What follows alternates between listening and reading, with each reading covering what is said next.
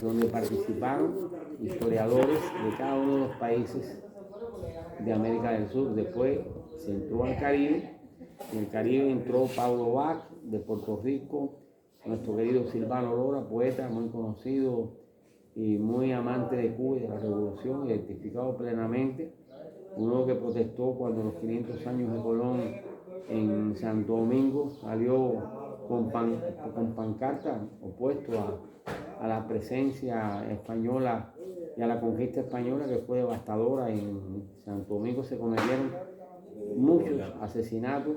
Aquí conocemos dos importantes: Atuey, que se quemó en Bayamo, no se quemó en Yaraquí. Eso fue una imprecisión de nuestro historiador antecesor, igual, porque él no tuvo, lógicamente, el diario, no tuvo las informaciones de la época, no la tuvo.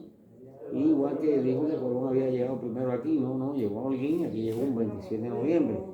Después se sabe por el único diario que se publicó, de los tres restantes se perdieron, y gracias a Núñez Jiménez logramos un facsímil que se conserva en el museo, donde se aclara esta temática, que también Núñez en el Almirante de la Mar Oceana lo publica y lo aclara. Después yo un pequeño proyecto también renovo este nivel de información.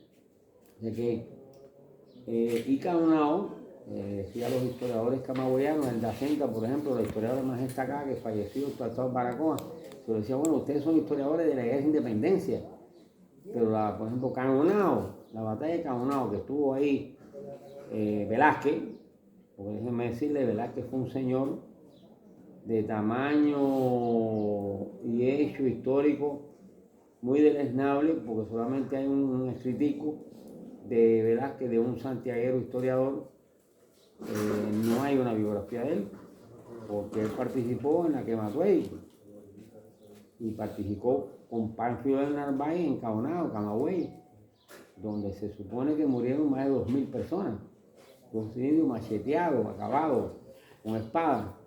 Y ese tema, todavía hoy, es un signo de interrogación, porque los historiadores camagüeyanos, como Crespo, por ejemplo, profesor historiador muy connotado, que ha ido con nosotros a los eventos estos de taller de indigeneidad y que trabajan este tema en Camagüey, todavía, porque las informaciones de esa etapa son a veces dificilísimas. Son dificilísimas. Hay muchas cosas sobre los principios de Guamá. Hay referencia a Gonzalo de Guzmán, el gobernador Manuel de Rojas. Hay en el Archivo Nacional, que sacó la doctora Pichardo, que cuando nosotros revisamos había informaciones también. Y como dice la doctora Pichardo, el escribano español escribía a las consideraciones de los juicios del español colonialista, y medios reafirman que el señor Guamá había matado a su hermano por un problema de mujer.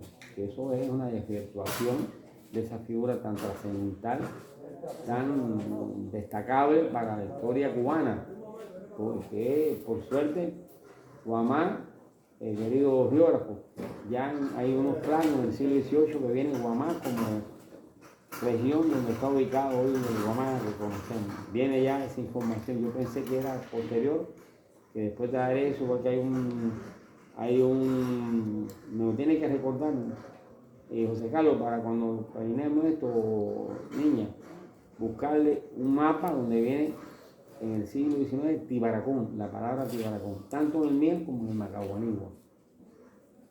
De las cosas que realmente son aclaratorias, ¿no? Porque las investigaciones históricas no son de un día para otro, se pasan años. Yo recuerdo de la bula papal, tuvimos como 20 años para ver con ella, gracias a Valentino Ferrari de Bérgamo, a través del Museo de los Médici, se dio con esa bula. Que cuando ustedes ven la historia de la religión cubana, menos mal que el historiador profesional que fue nuestro querido Torres Cueva, que se lo dije, después que la tuve se la mandé, él se salva para la historia y dice: bueno, todavía no han aparecido las bulas estas. Y eso fue muchos años después, igual que han aparecido documentos que nos hablan y nos dicen de que antes de que Baracoa se convirtiera en un puerto de exportación, en 1803, y fue el virrey del Perú, que era el jefe de todos los capitanes generales de América, el que autoriza que fuéramos puerto de exportación y uno de los 6 puertos de Cuba, que esto lo retoma Humboldt en su ensayo político sobre la isla de Cuba. O sea que la historia, para ustedes que son jóvenes que investigan, es un proceso a veces de años, de insistir, de hurgar, y lógicamente en muchos libros han sido copias de las copias de los demás libros, ¿no? Que eso le ha pasado a todo el mundo, ¿no? Me pasó a mí cuando yo copié Ernesto Las Cuevas, que el escudo había sido otorgado por María Cristina de Rubio. María Cristina de Rubio fue una reina que tomó posesión en 1859 y fue María Cristina de Borbón. Y yo cometo en mis primeras publicaciones ese error porque copio de la copia, ¿no? Eso es normal, eso ha pasado a muchos importantes historiadores de Cuba. Y este tema nuestro, o sea, Barreiro, nosotros que hicimos realmente tanto acopio de investigaciones de campo, estamos hablando no de, hicimos lógicamente investigaciones de gabinete en todas estas iglesias, en todos estos archivos, pero también hicimos investigación de campo, donde hay un sentido de pertenencia, donde hay una apropiación e identificación de que yo soy. De ahí viene, ¿cómo le dicen al grupo de pelota? A los indios del Guaso, ¿no es así? Viene de ahí porque ellos tienen una presencia muy marcada. De ahí viene, entre otras cosas, eso que marca un nivel de cubanidad. Un nivel de cubanidad, porque la cubanidad es eso. Y como les decía, somos un país mestizado. Esa es una de las cosas que quería hablar, ¿no? En el día de hoy, del tema de los indios en Cuba. Quiero reconocer que nuestro querido Ordóñez fue un gran descubridor de la mayoría de los sitios arqueológicos nuestros.